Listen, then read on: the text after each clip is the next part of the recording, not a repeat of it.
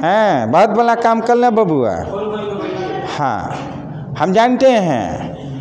उल्लू कहावत है ना, जो दूसरे को बुराई करता है अपने अंदर कम से कम झांक ले कि हम क्या कर रहे हैं। सुबह उठना है 6 बजे, लड़का उठेगा 8 बजे, तो ऐसे बच्चे कुछ नहीं कर पाएंगे, याद रखिएगा। चलिए नेक्स्ट क्वेश्चन की बात।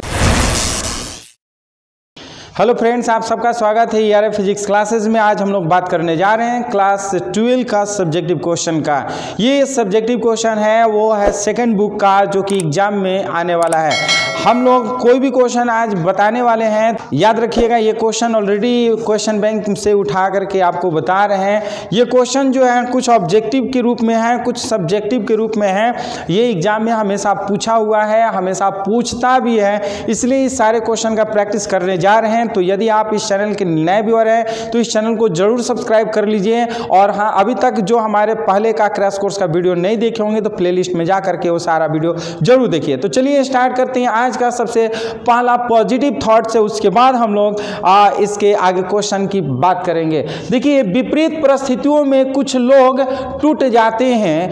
विपरीत परिस्थितियों में कुछ लोग टूट जाते हैं और कुछ लोग रिकॉर्ड जोड़ जाते हैं। याद रखिए, रिकॉर्ड तोड़ देते हैं, रिकॉर्ड को बना लेते हैं। ये कब होते हैं? जब विपरीत परिस्थितियां उनके पास आ जाती है। जैसे कुछ बच्चे जो होते हैं वो अभी बहुत सारे बच्चे ऐसे हैं जो 11th में नहीं पढ़े हैं, 12th में नहीं पढ़े हैं, लेकिन अब उनके पास मौका आ गया एग्ज़ाम देने का और उनके पास ऐसा विपरीत परिस्थिति आ गई है कि उनको अब ये नहीं समझ में आ रहा कि किस तरह से एग्ज़ाम में हमको अच्छा करना है, कैसे बढ़िया नंबर से पास होना है। तो ये विपरीत परिस्थितियाँ में अगर आप हमारा वीडियो को देख करके रेगुलर वीडियो देख लेते हैं, मेरा A to Z crash course का वीडियो देख ले रहे हैं, चाहे ऑब्जेक्टिव या सब्जेक्टिव का, हो सकता है आप रिकॉर्ड तोड़ दे। अपने क्लास, अपने स्कूल, अपने मोहल्ले, अपने गांव शहर का भी हो सकता है टॉपर भी बन सकते हैं। क्योंकि जो बच्चे ठान लेते हैं कि हमको ये चीज़ करना है तो वो कभी भी कुछ भी कर सकता है, चाहे एग्ज़ाम से 1 महीना पहले हो और चाहे एग्ज़ाम से 2 महीना पहले हो। याद रखिएगा, ठान लीजिए कि आज से ही, अभी से ही हमको तैयारी करना है और एग्ज़ाम में नंबर 1 बन करके दिखाना है, सारा रिकॉर्ड तोड़ देना है। कब होगा? जब आप ये दिमाग में बैठा लेते कि आज से, अभी से अभी रोज हम वीडियो देखेंगे, A to Z सारे टॉपिक का ऑब्जेक्टिव और सब्जेक्टिव। देखिए, आप अपने दोस्तों से कहीं ज़्यादा नंबर लाइएगा, याद रखिएगा। चलिए हम आज का सबसे पहला क्वेश्चन स्टार्ट करते हैं बाबू। इस क्वेश्चन को देखिए और आप कमेंट करके बताने की कोशिश करिए कि कितना आप इसके बारे में आप जानते हैं। देखिए, यदि वस्तु को अवतल दर्पण के अनंत पर रखा जाए तो प्रतिबिंब, स्थिति, आकार और प्रकृति कहाँ पे और कैसा बनेगा? बताइए। याद रखिएगा, अगर वस्तु को अवतल दर्पण के अनंत पर रखा जाता है तो इसका प्रतिबिंब जो होता है वो फोकस पे बनता है, अत्यंत ही छोटा बनता है, वास्तविक बनता है और उल्टा बनता है। याद रखिएगा, यदि किसी वस्तु को अनंत पर रखते हैं तो उसका प्रतिबिंब जो होता है फोकस पे बनता है, वास्तविक और उल्टा बनता है, और वस्तु का प्रतिबिंब जो होता है वस्तु का बहुत ही छोटा साइज में बनता है। वस्तु का प्रतिबिंब क्या होता है? बहुत ही छोटा साइज में बनता है। सेकंड क्वेश्चन की बात करें, यदि वस्तु को अवतल दर्पण के वक्रता केंद्र और अनंत के बीच में रखा जाए तो प्रतिबिंब का आकार वस्तु का आकार से कैसा बनेगा? कैसा बनेगा बाबू?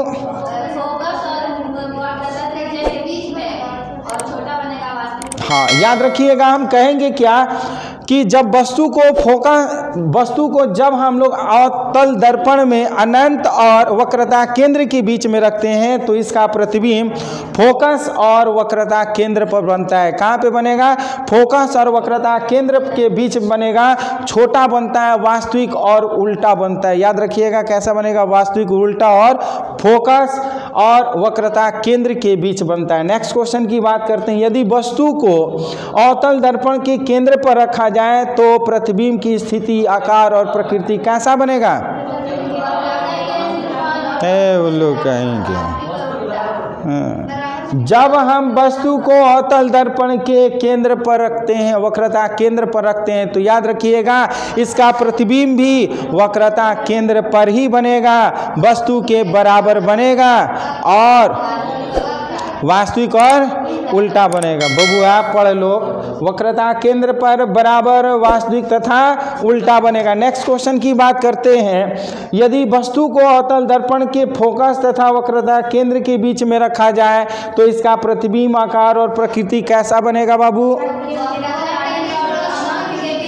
हाँ, ध्यान से समझिएगा। या जब वस्तु को अगर हम अवतल दर्पण के अगर हम फोकस तथा वक्रता केंद्र के बीच में रखते हैं तो इसका प्रतिबिंब वक्रता केंद्र और अनंत के बीच बनता है, बड़ा बनता है और वास्तविक तथा उल्टा बनता है। याद रखिएगा, बड़ा बनेगा और वास्तविक और उल्टा बनेगा। आप लोग अपना स्क्रीनशॉट ले लीजिएगा और इसको घर पे जरूर रिवीजन करिएगा। चलिए नेक्स्ट क्वेश्चन की बात करते हैं। यदि वस्तु को अवतल दर्पण के फोकस पर रखा जाए तो प्रतिबिंब की स्थिति, आकार और प्रकृति क्या होगा बाबू?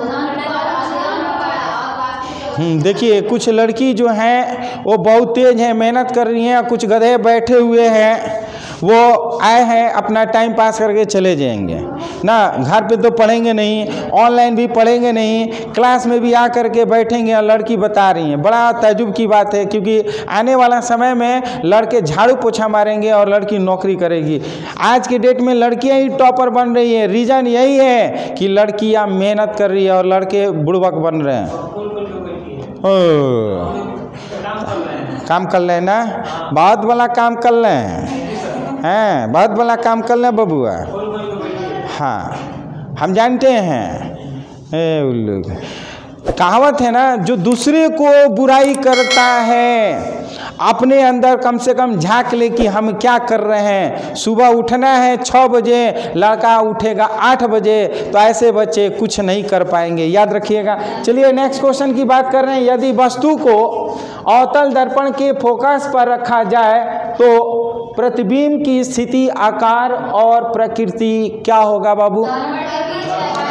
हाँ, याद रखिएगा, हम कहेंगे अनंत पर जब फोकस पे रखेंगे। याद रखिएगा, जब हम फोकस पे रखेंगे तो इसका प्रतिबिंब अनंत पे बनेगा। फोकस पे रखेंगे तो कहाँ बनेगा?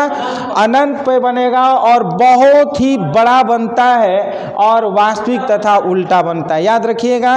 अब जो है, अगर हम वस्तु को अगर रख देते हैं अवतल दर्पण के फोकस और ध्रुव के बीच में रखा जाए तो प्रतिबिंब की स्थिति और आकार प्रकृति क्या होगा? ये VVI केस है। यही एकमात्र ऐसा केस है जो प्रतिबिंब जो बनता है आभासी बनेगा, सीधा बनेगा, दर्पण के पीछे बनेगा और वस्तु से बड़ा बनेगा।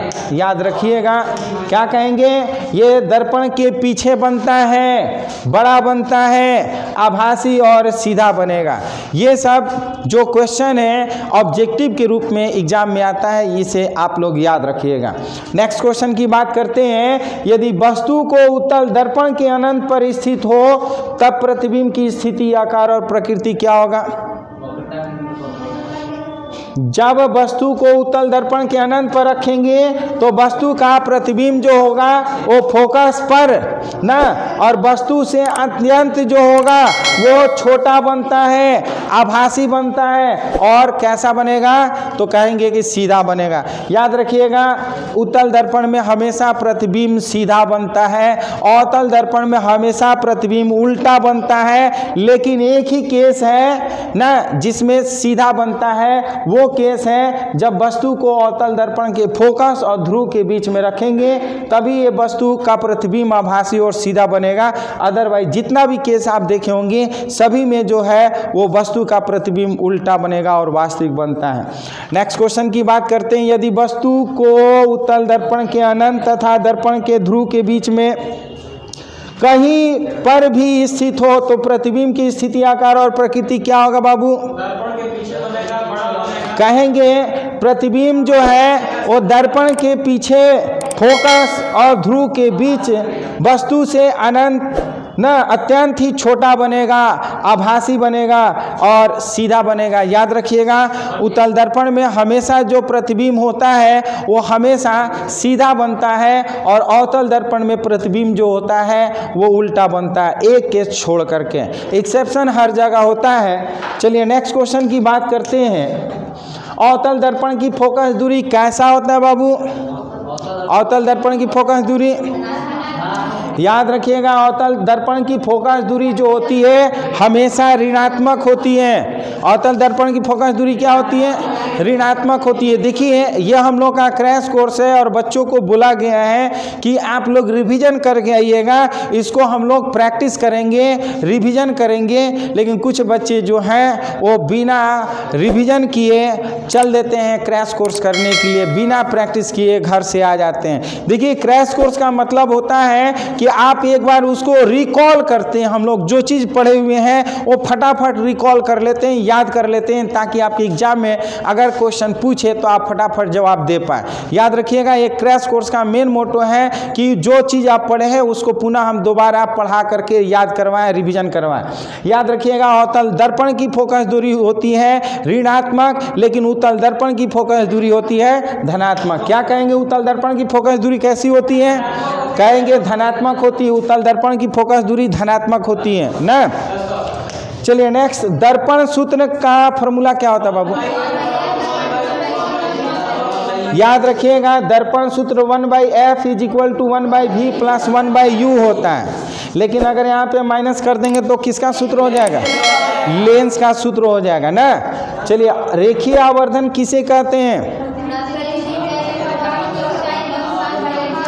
हाँ, प्रतिबिंब की ऊंचाई और वस्तु की ऊंचाई के अनुपात को हम क्या कहते हैं? रेखीय आवर्धन कहते हैं। या प्रतिबिंब की लंबाई बटा में वस्तु की लंबाई के अनुपात को भी हम लोग क्या कर लेते हैं? हाँ, तो याद रखिएगा, प्रतिबिंब की लंबाई तथा वस्तु की लंबाई के अनुपात को हम लोग रेखीय आवर्धन कहते हैं। अगर रेखीय आवर्धन का सूत्र पूछ दें कि रेखीय आवर्धन का सूत्र क्या होगा, तो कहेंगे रेखीय आवर्धन का सूत्र m = I/O होगा, या -v/u होगा, या f - v/f होगा, या फिर f/f - u होगा। ये 4 फार्मूला है, याद रखिएगा। यही फार्मूला हम लोग लेंस के सूत्र में भी आवर्धन का सूत्र यूज करते हैं।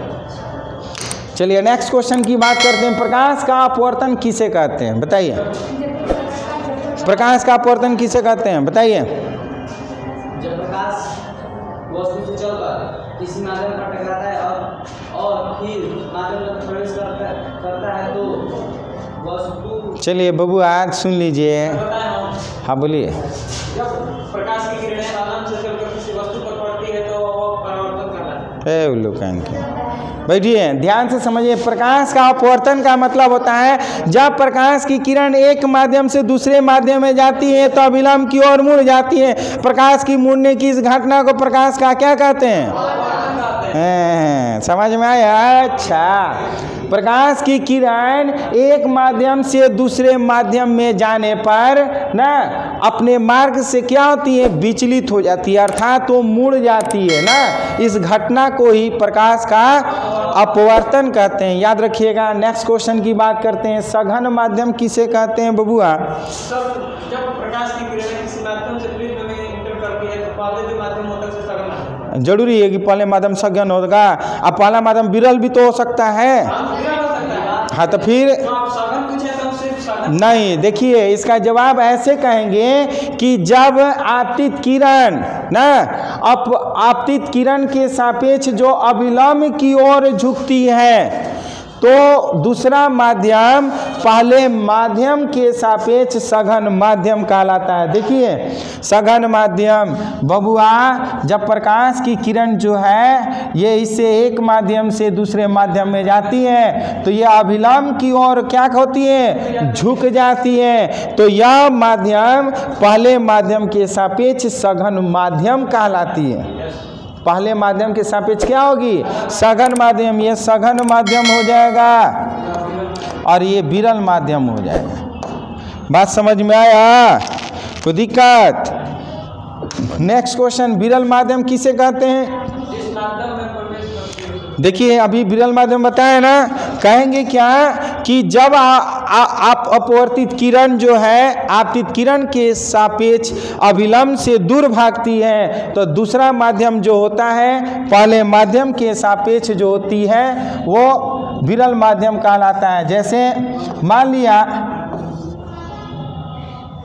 कब कर रहा है ये गधा के,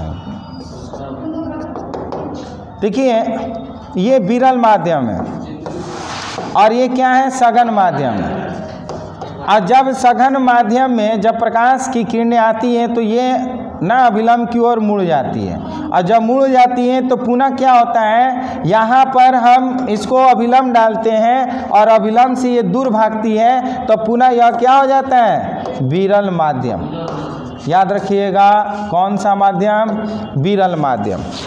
जब कोई एक माध्यम से दूसरे माध्यम में जाती है और दूसरे माध्यम से अगर वो पुनः पहले माध्यम में जाती है तो वो अभिलंब से दूर भागती है। जब अभिलंब से दूर भागेगी तो वो विरल माध्यम और अभिलंब की ओर जाएगी तो वह माध्यम सघन माध्यम कहलाएगा। याद रखिएगा ये जरूरी है समझना। नेक्स्ट है यदि किसी प्रकाश किरण के लिए आपतन कोण का मान अगर शून्य हो जाए तब अपवर्तन कोण का मान कितना होगा बबुआ? याद रखिएगा कहेंगे शून्य होगा। अगर आपतन कोण का मान अगर हमारा किसी भी प्रकाश किरण के लिए अगर आपतन कोण का मान अगर शून्य होगा तो हमारा अपवर्तन कोण का मान भी शून्य होगा अर्थात 0 हो जाएगा। नेक्स्ट क्वेश्चन की बात करते हैं। प्रकाश के अपवर्तन के नियम क्या होगा? प्रकाश के अपवर्तन जिस तरह से प्रकाश के परावर्तन के 2 नियम हम आप लोग को बताए थे उसी तरह से प्रकाश के अपवर्तन का भी 2 नियम है ना। पहला नियम जो होता है याद रखिएगा कि आपतित किरण अपवर्तित किरण और आपतन बिंदु पर अभिलंब तीनों जो होते हैं एक ही तल में होते हैं। याद रखिएगा जिस तरह से प्रकाश के परावर्तन का नियम पढ़े थे उसी तरह से प्रकाश के अपवर्तन का भी नियम है। आपतित किरण अपवर्तित किरण और आपतन बिंदु पर डाला गया अभिलंब तीनों एक ही तल में होते हैं। और दूसरा जो है किन्हीं 2 माध्यमों के लिए तथा एक निश्चित रंग के प्रकाश के लिए जो आपतन कोण की ज्या होती है ना तथा अपवर्तन कोण की ज्या जो होती है वो दोनों का अनुपात क्या होता है नियतांक होता है अर्थात n बराबर होता है साइन आई बटा में साइन r। याद रखिएगा n बराबर होता है साइन आई बटा में साइन r। तो ये जो होता है वो प्रकाश के अपवर्तन का नियम है। याद रखिएगा अपवर्तन का ये दूसरा नियम है। और नेक्स्ट क्वेश्चन की बात करते हैं। देखिए स्नेल के नियम किसे कहते हैं? अभी हमने बताया कि n = sine i by sine r। तो इसको अगर हमें परिभाषित करना होगा तो कहेंगे क्या आपतन कोण की ज्या i और अपवर्तन कोण की ज्या स्मॉल r साइन r के अनुपात जो होती है एक नियतांक होती है ना जिसे हम स्नेल का नियम कहते हैं अर्थात n बराबर sine i by sine r। याद रखिएगा स्नेल का नियम किसे कहते हैं तो कहेंगे आपतन कोण की ज्या और अपवर्तन कोण की ज्या के अनुपात को हम अनुपात एक नियतांक होता है जिसे हम स्नेल का नियम कहते हैं अर्थात n बराबर साइन आई बटा में साइन r कहेंगे। बात समझ में आया ना? अपवर्तनांक का मात्रक क्या होगा बाबू? अपवर्तनांक का मात्रक क्या होगा?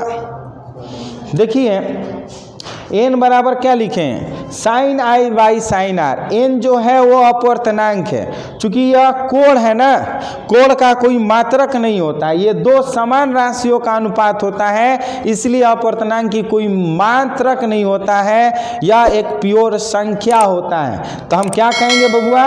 अपवर्तनांक एक निष्पत्ति है यानी कि 2 समान राशियों की अनुपात होती है ना, इसका कोई मात्रक नहीं होता है। नेक्स्ट क्वेश्चन की बात करते हैं। स्क्रीनशॉट ले लीजिएगा, बहुत सारे बच्चे जो हैं वो फोटो खींच रहे हैं। स्क्रीनशॉट ले लीजिएगा बबुआ। किसी पदार्थ का अपवर्तनांक किस पर निर्भर करता है?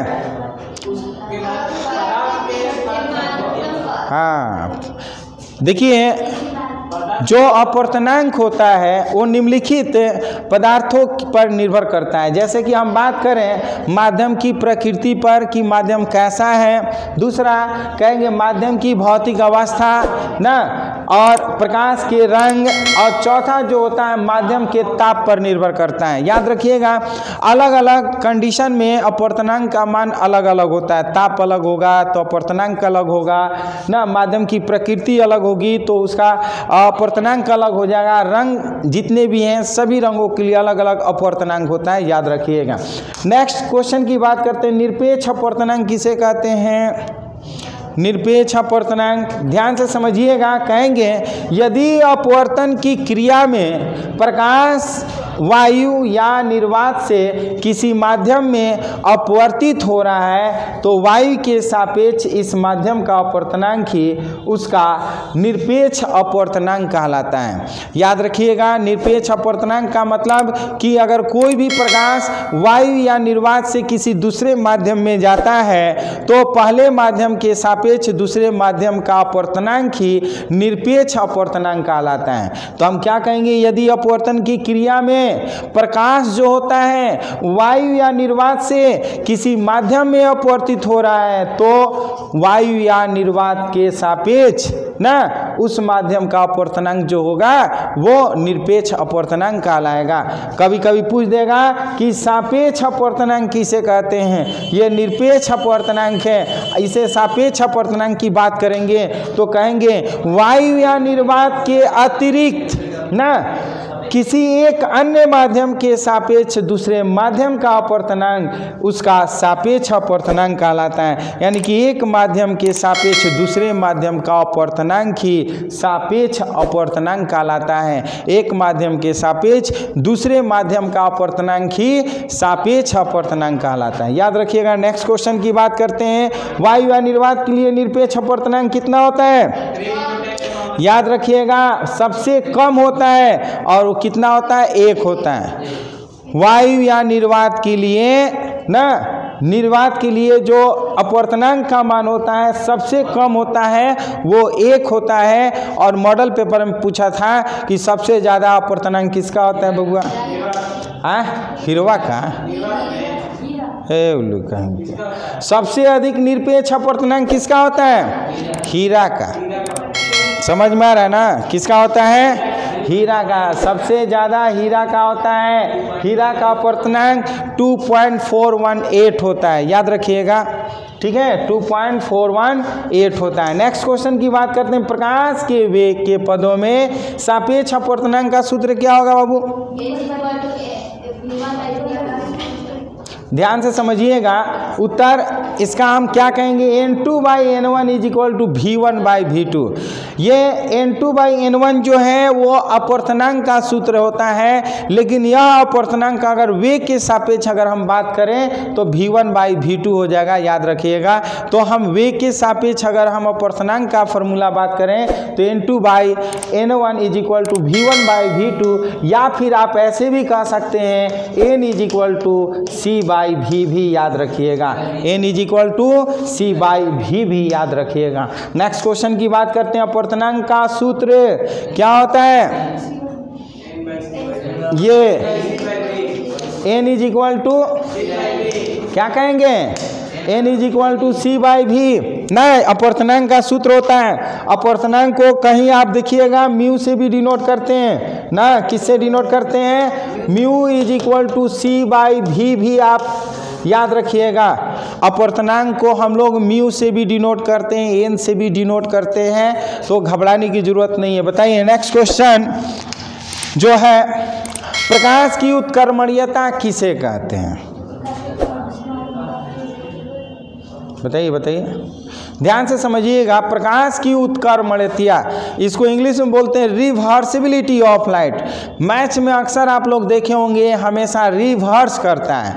रिवर्स का मतलब बबुआ होता है कि जिस माध्यम से गया उसी माध्यम में वापस लौटा है। यानी कि जब प्रकाश की किरण एक माध्यम से दूसरे माध्यम में जिस आपतन कोण और अपवर्तन कोण के साथ जाता है, पुनः दूसरे माध्यम से पहले माध्यम में उसी आपतन और अपवर्तन कोण के साथ वापस लौट आता है, इस क्रिया को हम प्रकाश की उत्कर्मणीयता कहते हैं। याद रखिएगा। जो बच्चे अभी तक इस वीडियो को लाइक नहीं किए हैं, लाइक कर लीजिए, और नए व्यूअर हैं तो जरूर इस वीडियो को इस चैनल को सब्सक्राइब कर लीजिए, क्योंकि हम लोग हर टॉपिक का आपको ऑब्जेक्टिव और सब्जेक्टिव हम लोग क्रैश कोर्स रोज हम लोग इसी तरह से कर रहे हैं। आप लोग रोज वीडियो देख करके प्रैक्टिस जरूर करिए। तो हम क्या कहेंगे बाबू? कहेंगे जब प्रकाश किरण एक माध्यम से दूसरे माध्यम में जाती है और परावर्तित होकर के पुनः अपने पहले माध्यम में या उसी माध्यम में वापस लौटने की जो क्रिया होती है, इस क्रिया को हम प्रकाश का उत्कर्मणीयता कह देते हैं।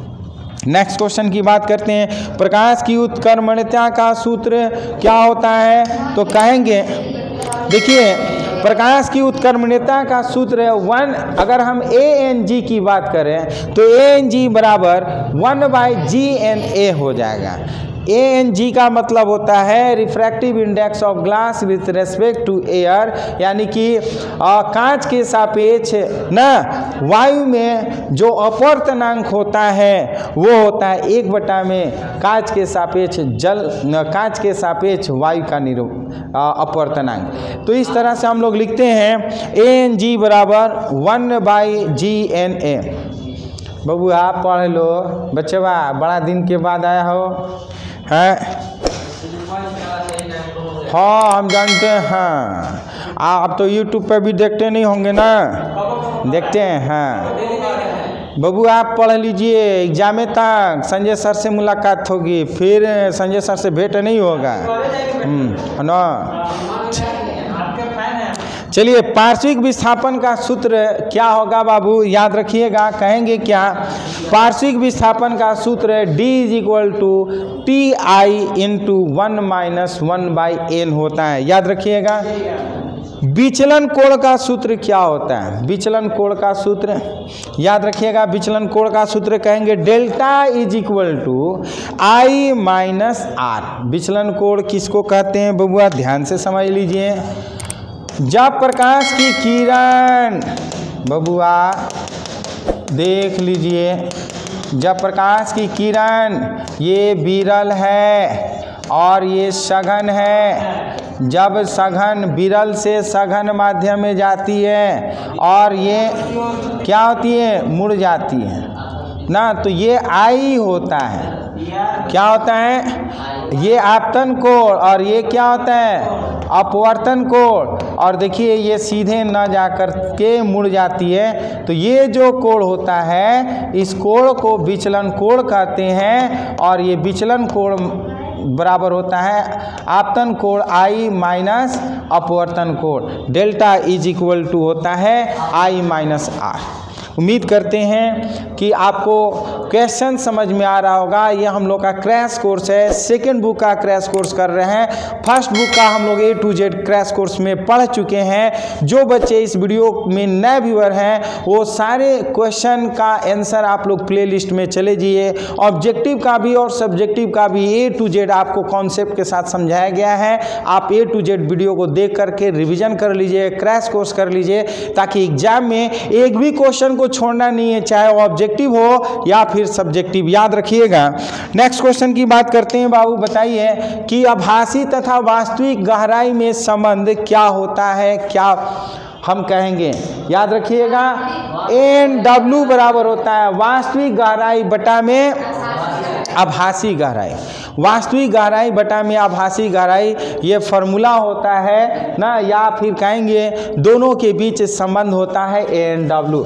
ANW का मतलब होता है A मतलब एयर, W मतलब वाटर, N का मतलब होता है अपवर्तनांक होता है। नेक्स्ट, निरपेक्ष अपवर्तनांक के सघन माध्यम में अगर H गहराई पर वस्तु का आभासी गहराई का सूत्र बताइए। देखिए आभासी गहराई का सूत्र हम बात करेंगे। मान लेते हैं अगर ये कोई कंटेनर है, बाबू ध्यान से समझिए, इसमें अगर कोई लिक्विड भरे हुए हैं और इसकी अपवर्तनांक जो है HN है और H गहराई पर कोई वस्तु को डुबोए हुए है, इस वस्तु को डुबोए हुए, ए वस्तु को डुबोए हुए है जो एच गहराई पर है, तो इस स्थिति में इसकी आभासी गहराई ज्ञात करना हो ना, तो x is equal to h into 1 minus 1/n होता है। नेक्स्ट क्वेश्चन की बात करते हैं कि यदि किसी बर्तन में दो अमिश्रणीय द्रव बर्तन की H1 तथा H2 गहराई पर भरे हो तो उस स्थिति में निरपेक्ष अपवर्तनांक N1 तथा N2 हो एवं कोई वस्तु बर्तन की पेंदी में रखी हो तो इनके आभासी गहराई का सूत्र क्या होगा। देखिए, हाँ, ये मान लिया कि कोई कंटेनर है, बाबू बोर्ड पे देखिए, और इसमें दो लिक्विड भरा हुआ है, एक में मान लेते हैं ऑयल भरा है ना, और एक में मान लेते हैं वाटर भरा हुआ है। इसमें वाटर हम नीचे भरे हैं और ये ऑयल है। इसका रिफ्रैक्टिव इंडेक्स N1 है, इसका N2 है और इसका H1 है और ये कर लेते हैं H2 है। तो इस कंडीशन में अलग अलग लिक्विड है, अलग अलग हाइट है और इसके पेंदी में कोई ऑब्जेक्ट ए है, तो इस स्थिति में इसकी वास्तविक गहराई मतलब आभासी गहराई का अगर सूत्र अगर पूछेगा तो हम क्या कहेंगे बाबू, ध्यान से समझिएगा। आभासी गहराई पूछेगा, एक बार फिर से समझ लिए, कोई कंटेनर है और इस कंटेनर में दो प्रकार के लिक्विड भरे हुए हैं ना, अलग अलग लिक्विड भरे हुए हैं जिसका अपवर्तनांक N1 और N2 है और इसकी ऊंचाई जो है वो H1 और H2 है और इसके अंदर पेनी पे बैठा हुआ है कोई वस्तु। अगर उसकी आभासी गहराई की बात करेंगे तो आभासी गहराई बराबर होता है H1/N1 माइनस H2/N2। याद रखिएगा, ये फॉर्मूला होता है, ये कंपटीशन के एग्जाम में काम करेगा बाबू। नेक्स्ट क्वेश्चन की बात करें, क्या कारण है कि रात्रि में तारे टिमटिमाते हुए नजर आते हैं, बोलिए। प्रकाश पृथ्वी पर आते हैं, अब प्रकाश परिकिरण के कारण वह उस समय के लिए कट जाता है जिसका हमारे यहाँ सारे टिमटिमाते हुए नजर आते हैं। बबुआ याद रखिएगा, इसका जो मेन कारण है प्रकाश का अपवर्तन, प्रकीर्णन नहीं, गलत हो जाएगा ना। याद रखिएगा, प्रकाश के अपवर्तन के कारण जो होता है तारे जो होते हैं टिमटिमाते हुए नजर आते हैं। तारे टिमटिमाने का मेन कारण है प्रकाश के अपवर्तन के कारण। बार बार उसका अपवर्तन न होता है, वो रेयर से डेंसर, डेंसर से रेयर, इस तरह से वो बार बार अपना माध्यम चेंज करती रहती है जिसके कारण तारे जो होती हैं टिमटिमाते हुए नजर आती है। याद रखिएगा, ऑब्जेक्टिव में हमेशा इस तरह का क्वेश्चन पूछा जाता है, गलती मत करिएगा। तारे टिमटिमाते हैं प्रकाश के अपवर्तन के कारण। चलिए, ये माइनस, अच्छा ये प्लस होता है, यहाँ पर ये प्लस होता है। आभासी गहराई H1/N1 प्लस H2/N2 होता है, ये प्लस होता है। चलिए नेक्स्ट क्वेश्चन की बात है, सीधी छड़ जल में मुड़ी हुई दिखाई देती है, क्यों बाबू। हम कोई भी छड़ को अगर हम मान लेते हैं, अगर आप पेंसिल को गिलास में ना, पानी भरे गिलास में अगर डालिएगा देखिएगा तो वो मुड़ा हुआ प्रतीत होता है। किसके कारण ना, वाह वाह इंग्लिश बोल रहा है, क्या होगा, प्रकाश के अपवर्तन के कारण ना, कहेंगे प्रकाश के अपवर्तन के कारण ही किसी भी कांच के बर्तन में वस्तु को रखा हुआ टेढ़ा प्रतीत दिखाई देता है, मुड़ा हुआ प्रतीत दिखाई देता है। नेक्स्ट क्वेश्चन की बात करते हैं, क्या कारण है कि सूर्य तथा तारे अपनी वास्तविक स्थिति से कुछ ऊंचे दिखाई देते हैं।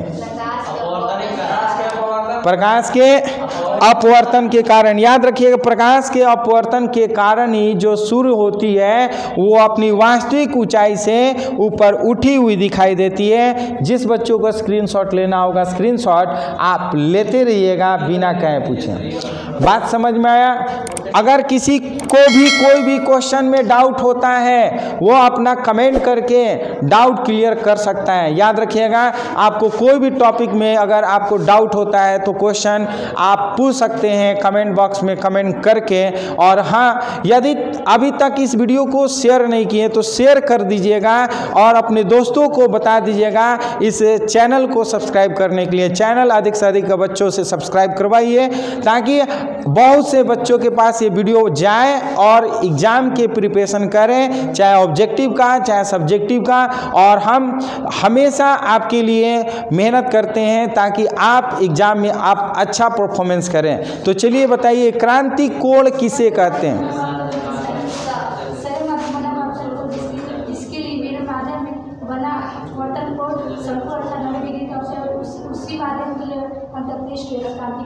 बहुत बढ़िया, चलिए ध्यान से समझिएगा। कहेंगे सघन माध्यम में बना वह आपतन कोण जिसके लिए विरल माध्यम में अपवर्तन कोण समकोण होता है। दोनों माध्यमों के अंतरापृष्ठ के लिए जो कोण बनता है उस कोण को हम लोग क्या कहते हैं? क्रांति कोण कहते हैं।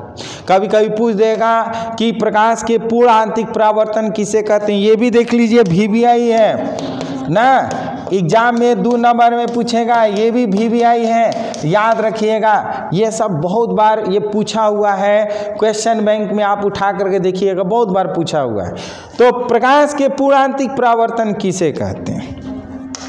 ध्यान से समझिएगा। कहेंगे क्या कि जब सघन माध्यम में आपतन कोण का मान क्रांति कोण के मान से थोड़ा सा आगे बढ़ाया जाता है तो वो संपूर्ण प्रकाश जो होती है क्या होती है? आपतित प्रकाश के नियमों का अनुसरण करके वो परावर्तित कर देती है। इस घटना को ही हम क्या कहते हैं? प्रकाश का पूर्ण आंतरिक परावर्तन कह देते हैं। याद रखिएगा, क्या कहेंगे? जब सघन माध्यम में बना आपतन कोण का मान क्रांति कोण से अगर थोड़ा सा बढ़ाया जाता है तब वो संपूर्ण आपतित प्रकाश जो होता है वो परावर्तन के नियम का अनुसरण करके परावर्तित हो जाता है। इस घटना को हम प्रकाश का पूर्ण आंतरिक परावर्तन कहते हैं। बात समझ में आया? चलिए नेक्स्ट क्वेश्चन की बात करते हैं। पूर्ण आंतरिक परावर्तन के शर्तों को लिखिए। ये हमेशा पूछा हुआ है, ये तीनों जो है VVI क्वेश्चन है, याद रखिएगा। बहुत इंपॉर्टेंट क्वेश्चन है, एग्जाम में बहुत बार आया पूछा हुआ है। कहेंगे कि सघन माध्यम से विरल माध्यम में जाना चाहिए। प्रकाश सघन माध्यम से विरल माध्यम में जाना चाहिए। कहीं कहीं देखिएगा सघन माध्यम से सघन माध्यम में ही आना जाता है। देखिए, सघन माध्यम में आपतन कोण का मान जो होता है वो क्रांति कोण से क्या होना चाहिए? बड़ा होना चाहिए। याद रखिएगा, इसको आप लोग स्क्रीनशॉट ले लीजिएगा। अपवर्तनांक और क्रांति कोण में संबंध क्या होता है बाबू? n बराबर साइन 1/sin c। याद रखिएगा, क्या कहेंगे? n बराबर 1/sin c होता है। इस पर कभी कभी न्यूमेरिकल भी पूछे जाते हैं। तो ये जितने भी हैं इसमें बहुत इंपॉर्टेंट है, इसे स्क्रीनशॉट ले लीजिएगा। बात समझ में आ रहा बबुआ? और अपना फीडबैक जरूर बताइएगा कि आप इस वीडियो से सीखे कितना है, आप इस चैनल से कितना प्रेरित हैं। आपका एक फीडबैक हमारे मनोबल को बढ़ाएगा। तो चलिए जाते जाते आपसे ये जरूर कहते जाएंगे कि स्टूडेंट की सबसे महत्वपूर्ण विशेषता है कि वो सवाल पूछता है। याद रखिएगा, स्टूडेंट का ये कर्तव्य बनता है कि जो टीचर पढ़ाते हैं उनसे हमेशा सवाल करें। आप कमेंट करिए, आपका कोई भी डाउट होता है उस डाउट को क्लियर करेंगे। अगर ये वीडियो पसंद आया होगा तो इस वीडियो को लाइक शेयर कमेंट जरूर करिएगा। और इस चैनल के लिए नए व्यूअर होंगे तो इस चैनल को जरूर सब्सक्राइब करिएगा। फिर मिलते हैं हम लोग इसी तरह से ऑब्जेक्टिव और सब्जेक्टिव के साथ नए वीडियो में। तब तक के लिए धन्यवाद।